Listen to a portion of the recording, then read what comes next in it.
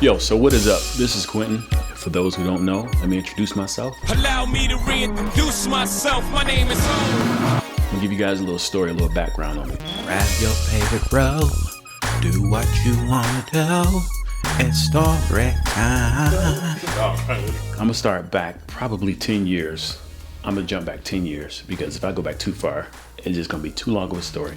Let's go back 10 years. 10 years ago, I was working a cleaning company. I was doing move outs for apartments. I was working for Independence Green, and I used to do about 5 to 10 a day. It was okay business. It was a lot of hard work, a lot of stress on the body, a lot of stress mentally, because it was just sometimes you know how you had those physical jobs where sometimes you just don't want to work that day.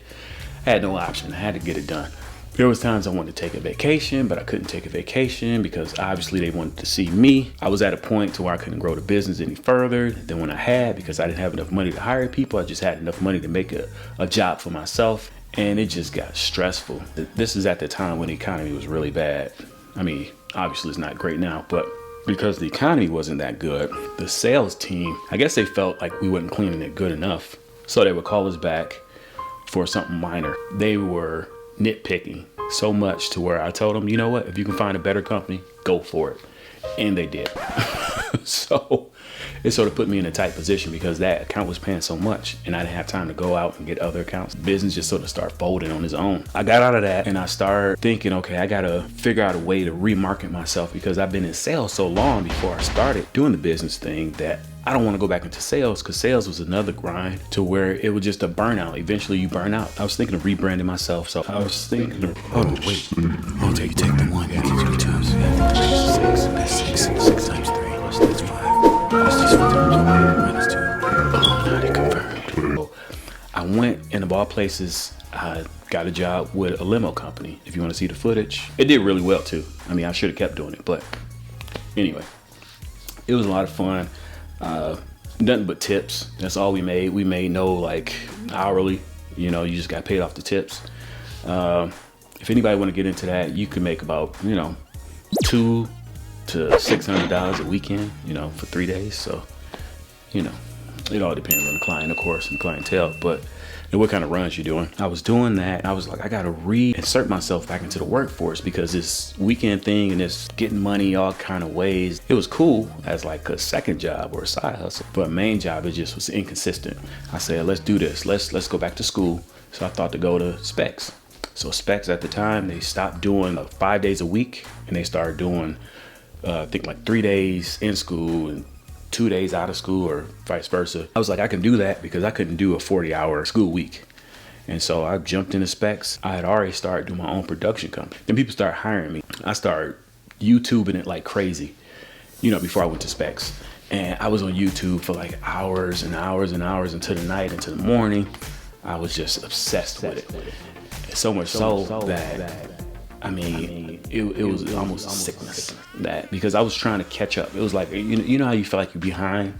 I was like engulfing myself into YouTube and film school and film academy and this and that and another, and I'm learning everything. And I'm still doing a limousine thing. I'm trying to make this, photography, videography thing into a real business, a full-fledged business. So by the time I got to Specs Howard, I was basically beyond the schooling part of it. All I really was going to school for is basically just to get the actual way to do things, a process or workflow. I was trying to make sure I was doing everything correctly and doing it according to the industry, sort of standards, because I really wanted to get into like film levels type stuff. So I went to Specs, and why I was at Specs, because I was such an advanced student. I'm not trying to pat myself on the back. I'll just show you. I'll just give you this graduation day.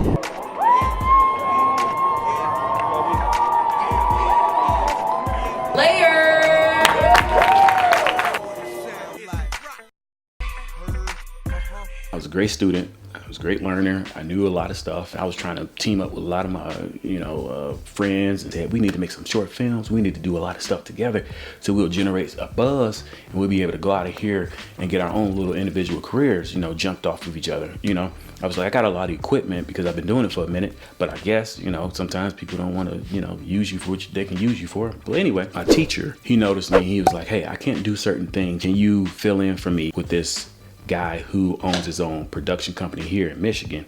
and he just needs a contractor. So I was like, okay, I'm willing to contract. So I went and I talked to the guy, and he was like, hey, I need you to put in these hidden cameras. And all of a sudden I found out it was Dr. Phil. I had to put in cameras around Michigan, and I had to install them in hidden cameras. Once we were done filming it, you know, it was in the house for like 3 days. I shipped the footage off to California. Oh. You know, it wasn't a lot of money, but just the name on a resume. It was well worth it for me.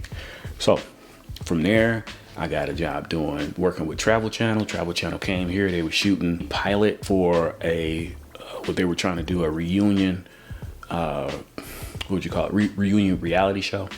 So I got to see the inner workings of how that happened, how that works behind the camera and stuff like that. So from there, I got a job working with a guy who was doing a contract with CNN. CNN was doing a big story here about some murder that happened. Of course, what they needed me to do, instead of working on the project, because their equipment kept getting stolen when they went into Detroit to do some filming, they told me, hey, you just sit in the truck, just watch the equipment. So that's all I did. So instead of just watching the equipment, I brought my drone. I had a DJI Phantom 2 where we supposed to be. I just drove around because it wasn't honestly a place to park right there. So I didn't want to get a ticket. And so I just said, let me just drive around a little bit of the neighborhood.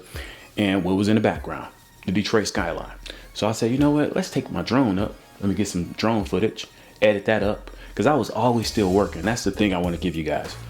Always produce what you want to eventually do. So if you want to do commercials, make commercials. Get a commercial like a Nike commercial and do a mock commercial. Get your friends, get somebody. If you got to pay somebody, it's worth it. Invest in yourself and make it real the way you want to make it. Because they don't have to know that Nike really didn't hire you to produce that commercial. If it's of quality, then somebody will see it and they'll hire you for that. So that's what I was doing. I was still making sure my reel was up to date. I was still putting stuff in it. I was very active on social media. So from there, when I went to go pick the guys up, one of the guys was like, hey, what's that you editing right there? I like that. He was like, that's drone footage. Or he was like, that's your footage? And I was like, yeah. He was like, what's that? I said, that's drone footage. I was like, I just now got finished shooting around Detroit and I got like Comerica, Ford Field. He was like, hey, you know what? I know somebody who works at the hospital and the hospital needs some drone footage. So that connection led to the connection where I did the aerials for Beaumont, Oakwood, and Botsford Hospital. They were merging at the time and I did the aerials for them. So I contracted with them, and once I got done with that, I sold that drone out, got rid of that crap.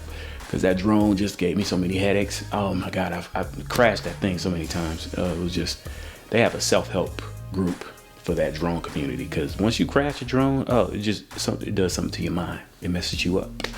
So anyway, so from there, a connection landed me at Channel 7. Somebody called somebody, and it was like, let me put you in touch with somebody at Channel 7 because I think they might benefit from having a guy like you. I talked to Channel 7. They called me. And it was like, hey, we want to see what you can do. What can you produce? And I was like, you know, whatever you want me to produce. And they said, go out and shoot us a package. I don't know the industry terms of what a package is, you know, for the news station. I never worked in news. So I figured it's just what it sounds like. It's basically a little short story that you go shoot, write, edit, and do a voiceover if you need it. And basically like a reporter. So I did that. It wasn't the best, but you know, they liked it. I thought it was pretty good for the time. You know, now I probably would hate it, you know, certain things about it. But should I show a small clip from it? This video is already sort of long. But anyway, it was about the I-96 freeway reopening, and I ended up shooting it, and I ended up getting an interview with the guy who runs the DOT, Department of Transportation, no, the road commissioner. So I ended up interviewing him. I was like, I'm with Channel 7, which I really wasn't, but I sort of was. But I was the only one who had an exclusive interview. But anyway, I got the interview with him. So anyway, so from there they called me in. It was a long haul, so to speak, to get to Channel 7 because I was doing a lot of small things and a lot of small projects that sort of worked my way up. I was volunteering for Wigs for Kids. You know, I was getting treated like I was getting paid. But I kept a good attitude. That's the one thing you got to remember. In this industry, always keep a good attitude. Always make sure you don't burn bridges. You know, people might fall out with you, but you don't have to fall out with them. Always keep your nose clean. You know, never get into any spats or anything like that. Make sure you over-deliver and under-promise. Never over-promise and under-deliver. Just do more. than what people expect. 'Cause now I'm an editor. I think all the stations are like this, but the amount of information you go through in a day is like overwhelming. I can't even remember sometimes the stories that I edit. The fast pace and the amount of pressure and the amount of fidelity you have to keep stuff from being in error or wrong. Oh, the margin for error is like not really there. So it makes you better, you know, when you work for companies that are really, really high strung or really, you know, it's a fast paced industry, and it's not like a film set. You know, film sets, they have their own energy and their own pacing, but film sets, they take a little bit more time. It's a little more creative process. When it comes to news, it's about getting it out quick. I mean, it's about the creativity. It doesn't give you a lot of room to take your time with things, you know. It forces you to think very quickly. Eventually I got off social media and things like that because I felt like it wasn't really quite giving me the payback that I felt like the investment was taking. You know, I was taking time to do videos or reviews and things like that. And, you know, you spend a lot of time of your free time giving away information for free and things like that. And sometimes it's not reciprocal. Anyway, I'm back on because I really want to take the business to the next level, and I want to gear back up. You know, I've been doing projects even off of social media. When I was off of social media, I still was getting work. You know, people were still able to find me some kind of way, I guess from a friend. You know, referrals are a lot of this business too. You know, people find you from, you know, your websites and your social medias, but a lot of it is your reputation. You know, you got to have a reputation that precedes you in this industry because it's so saturated. This industry is so saturated with so many people coming out of film school and even YouTubers and people that's just in media, and, you know, basically it's a saturated field. So to stand out, you really have to be at the top tier. I'm so grateful that, you know, God has blessed me to be able to transition into a whole nother career, and, you know, he helped me get a foot into Channel 7, and I'm grateful, and I'm looking forward to many more videos and reaching out to you guys and talking to you guys and communicating to you guys and letting you guys know what's going on with me and taking you guys along for the ride. It's my first day working with Channel 7 News, so I'm waiting to get in.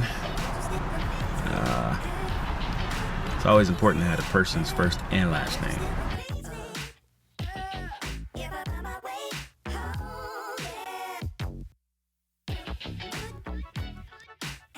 So until next time, remember to keep shooting. Don't be scared to make mistakes, because if you never make mistakes, you never learn.